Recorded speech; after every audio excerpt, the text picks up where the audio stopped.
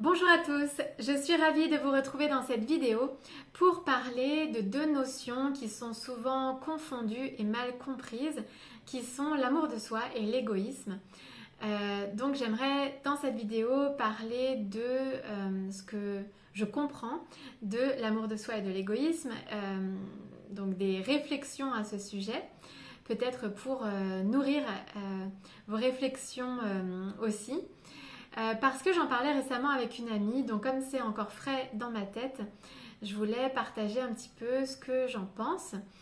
Alors, pour résumer un peu qui je suis, donc je suis en fait passionnée par le développement personnel, la spiritualité et les voyages. Et donc de ce fait, il y a 2 ans, j'ai décidé d'adopter un mode de vie nomade pour pouvoir me déplacer plus librement et pouvoir apprendre en fait chaque jour, m'enrichir et vivre des expériences différentes. Voilà, donc je suis partie de Paris, dont je suis originaire, pour aller dans le sud de la France, puis à l'étranger, en Espagne, au Mexique, et depuis peu je suis de retour à Paris. Et en fait je me déplace en suivant mes intuitions, mes ressentis, une forme de guidance. Je perçois des messages et je me guide en fonction donc de ces messages, de mes ressentis. Donc j'apprends à faire confiance à ce que je ressens et à ce que je perçois. Et donc c'est une forme de chemin initiatique en même temps. Et donc j'ai à cœur de transmettre ce que je vis, ce que j'apprends, ce que j'expérimente au quotidien, des enseignements de vie pour vous aider, vous inspirer peut-être aussi sur votre chemin.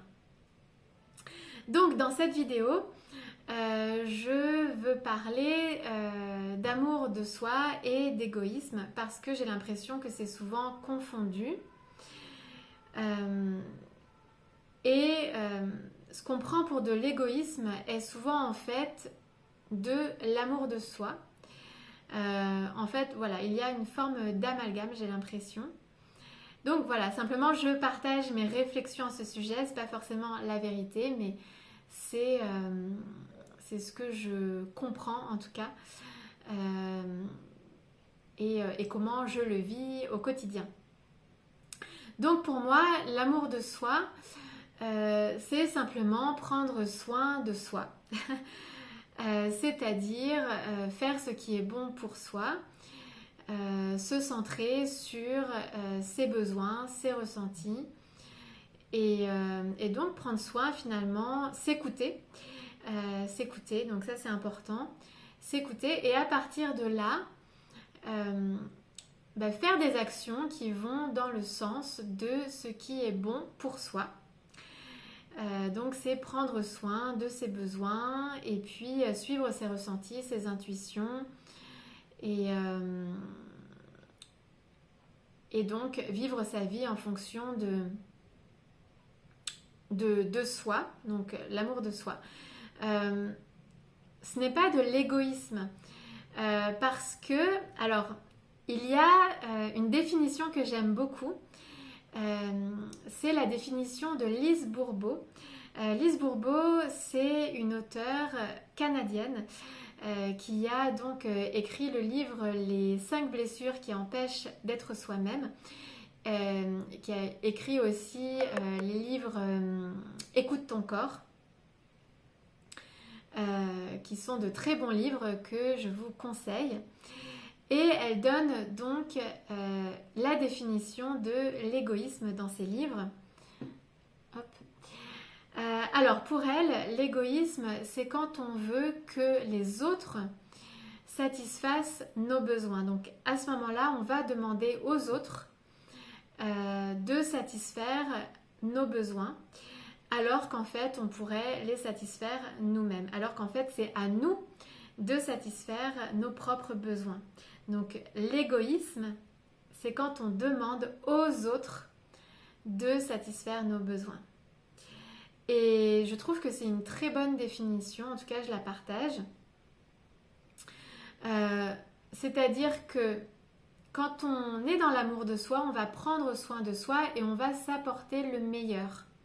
En fait, comme si... en fait, en nous, il y a comme un parent et un enfant. Et le parent en nous va prendre soin de l'enfant qui est en nous.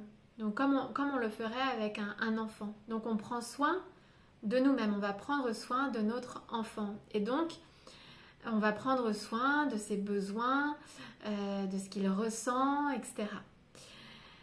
Et ça pour moi c'est vraiment l'amour de soi.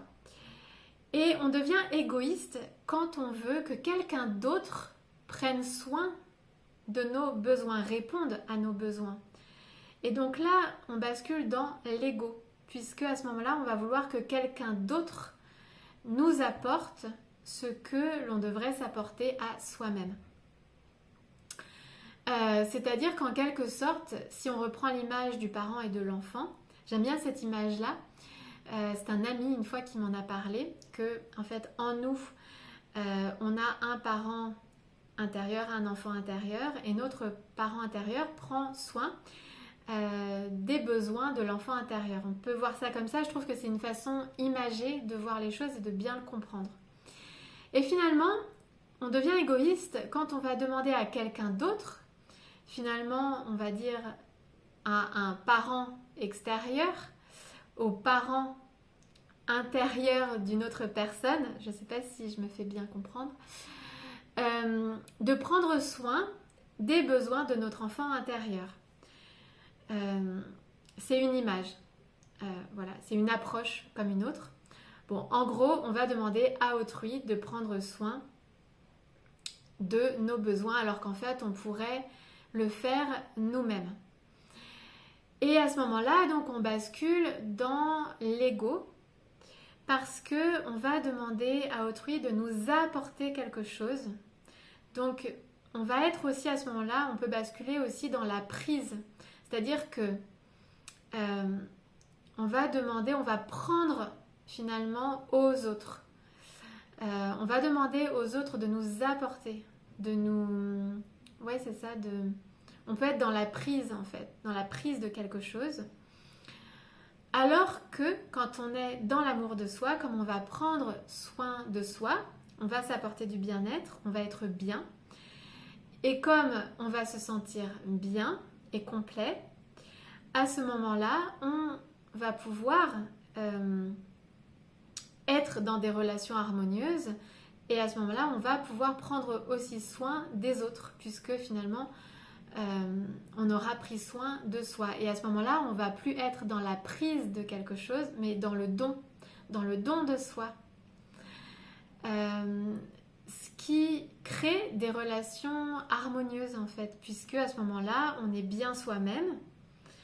Et comme on se sent bien, on ne va rien demander à l'autre. On ne va pas lui demander de combler quelque chose en nous. Et on va être beaucoup plus dans le don, tout simplement. Et à ce moment-là, dans des relations harmonieuses, donc dans beaucoup plus d'harmonie et dans l'équilibre. Donc, prendre soin de soi, l'amour de soi est vraiment important et doit toujours passer en premier avant de prendre soin des autres ou avant de répondre à une sollicitation extérieure.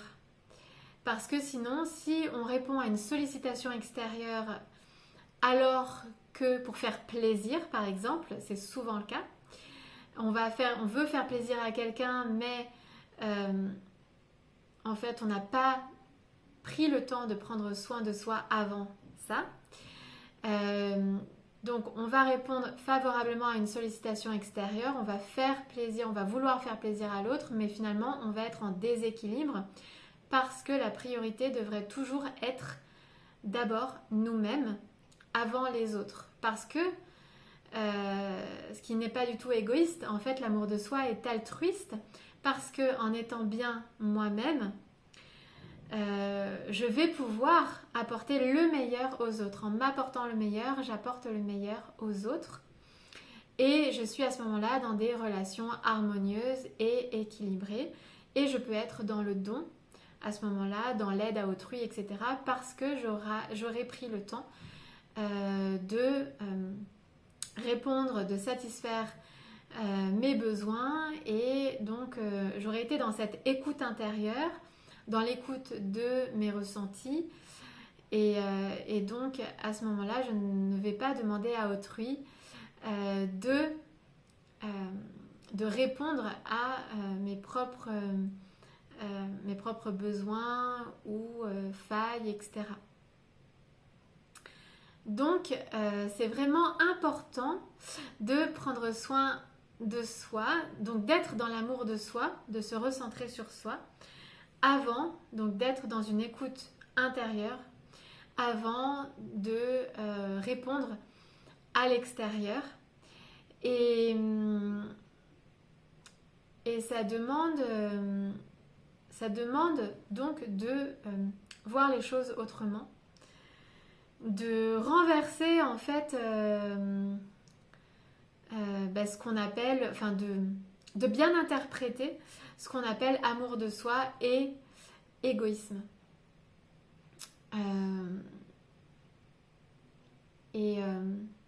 Oui, parce que la société dans laquelle on est voit les choses de manière inversée. Donc en fait, il faut renverser les choses pour finalement être dans le bon sens, le sens de la vie, le sens du vivant. Et le sens du vivant, c'est de s'apporter le meilleur d'abord à soi-même pour apporter le meilleur aux autres ensuite.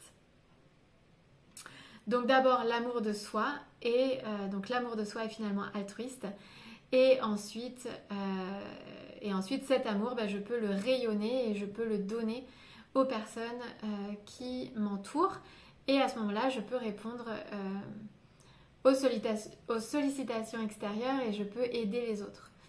Donc prendre soin de soi, en fait, c'est par ricochet, c'est prendre soin des autres.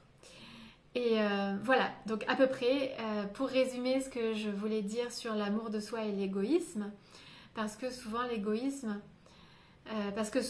l'amour de soi est interprété comme quelque chose d'égoïste, alors que ce sont deux notions complètement différentes.